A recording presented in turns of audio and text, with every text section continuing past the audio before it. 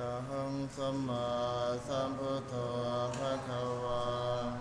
พุทธังภะคะวันตังอภิวาเทมิกราบสวากขาโตภะคะวะตาธัมโมธัมมังนัมมัสสามิกราบสุปฏิปันโนภะคะวะโตสาวกสังโฆสังฆังนามามิอันธรรมยังพุทธัสสะภะคะวะโตปุพพาคณมการังกโรมาเสนะโมตัสสะภะคะวะโตอะระหะโตสัมมาสัมพุทธัสสะนะโมตัสสะภะคะวะโตอะระหะโตสัมมาสัมพุทธัสสะนะโมตัสสะภะคะวะโตอะระหะโตสัมมาสัมพุทธัสสะ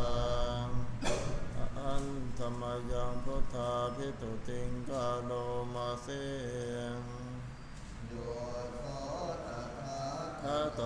อะระหังสัมมาสัมพุทโธวิชาจารณะสัมปันโนสุขโตโลกวิทูอนุตตโรปุริสธรรมสารติสัทธะเทวมนุสสานังพุทโธภควาโยอิมังโลกังสัทเทวกังสัมมากังสัพพะมะกังสัสสะมะนะพระมณิมปัจจังสัทเทวมนุสังสยังอภิญญาสัจจิกัตตวะภเวเทติโยธัมมังเทเส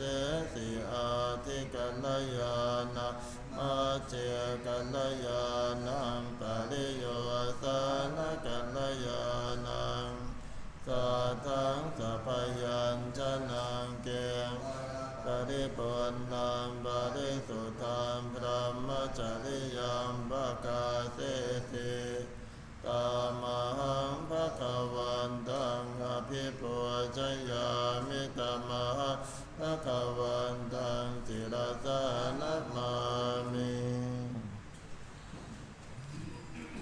อันธรรมยังธรรมาภิตุติงกาโลมาเสโยโสสวากขาโตภะคะวะตาธัมโมสันทิติโกอาการิโกเอหิปัสสิโกโอปะนะยิโกปัจจตังวิทิตาโพวิญโยหิ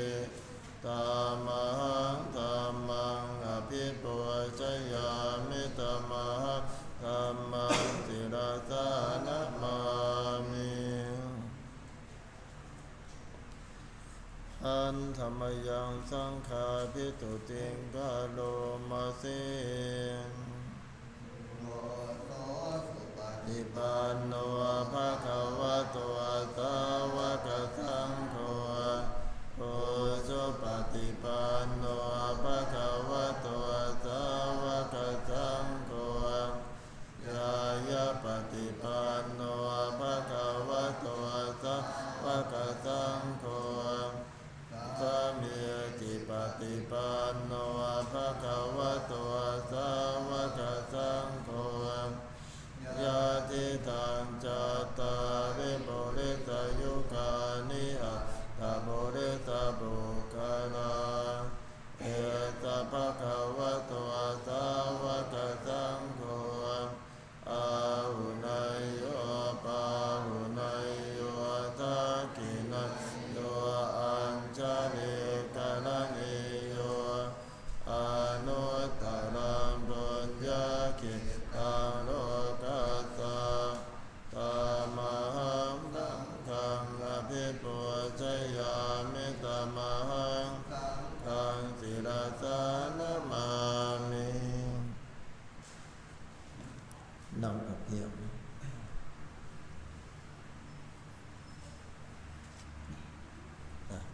สวดมนต์บทพิเศษสักบทหนึ่งนะพระอาจารย์ให้กระดาษไปแล้วนะ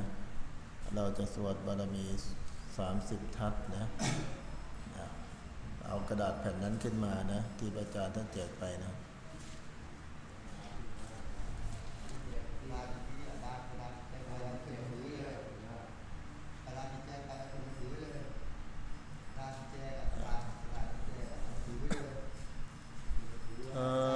นะ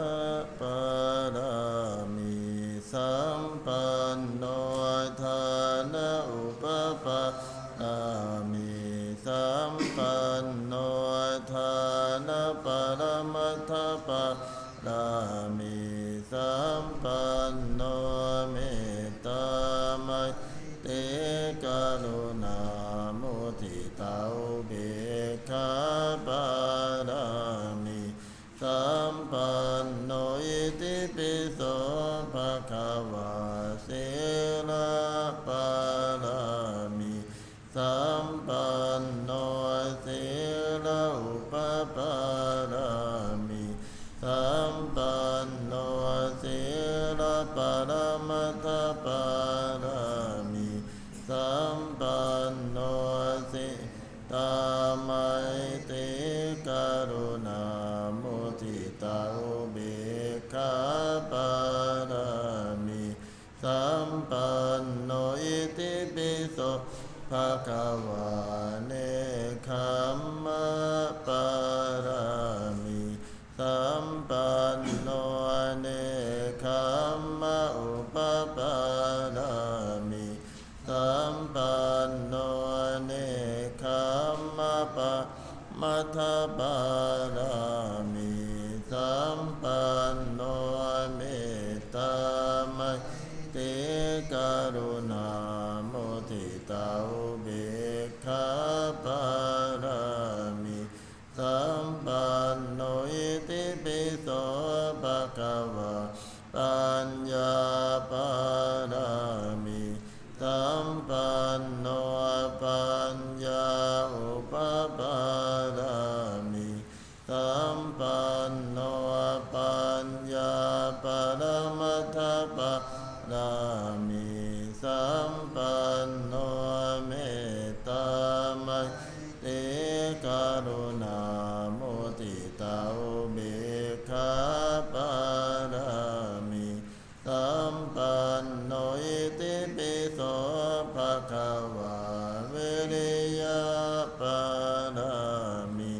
สัมปันโนวิริยะอุปปารามิสัมปันโนวิริยะปรมัตถปารามิสัมปันโนเมตตามัยเตกรุณามุทิตาอุเบกขาปารามิสัมปันโนอิติปิโสภะคะวะขันติปารามิสัมปันโนขันติอุปปารามิสัมปันโนขันติปรมัตถปารามิสัมปันโนเมตตามัยเตกรุณา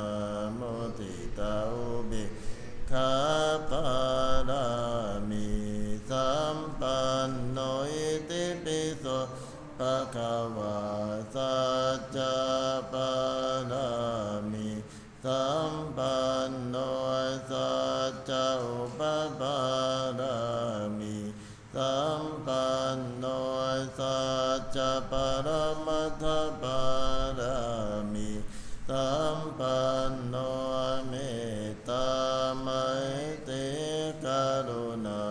มุทิตาอุเบกขาปารามิสัมปันโนอิติปิโสภะคะวะอธิฐานะปารามิสัมปันโนอธิฐานะอุปปารามิสัมปันโนอธิฐานะปรมัตถปารามิสัมปันโนเมตตา เตกรุณาโมทิตาอุเบกขาปารามิสัมปันโนอิติปิโสภะคะวะเมตตาปารามิสัมปันโนเมตตาอุปปารามิสัมปันโนเมตตาปารามิสัมปันโนปามัยติกรุณาโมทิตาอุเบกขาปารามิสัมปันโนอิติปิโสภะคะวะอุเบกขาปารามิสัมปันโนอุเบกขาอุปปารามิสัมปันโนอุเบกขาปรมัตถปารามิสัมปันโนเมตตาไมตรีกรุณาโมทิตาอุเบกขาปารามิสัมปันโนอิติปิโสภะคะวะทัสสะปารามิสัมปันโนทัสสะอุปปารา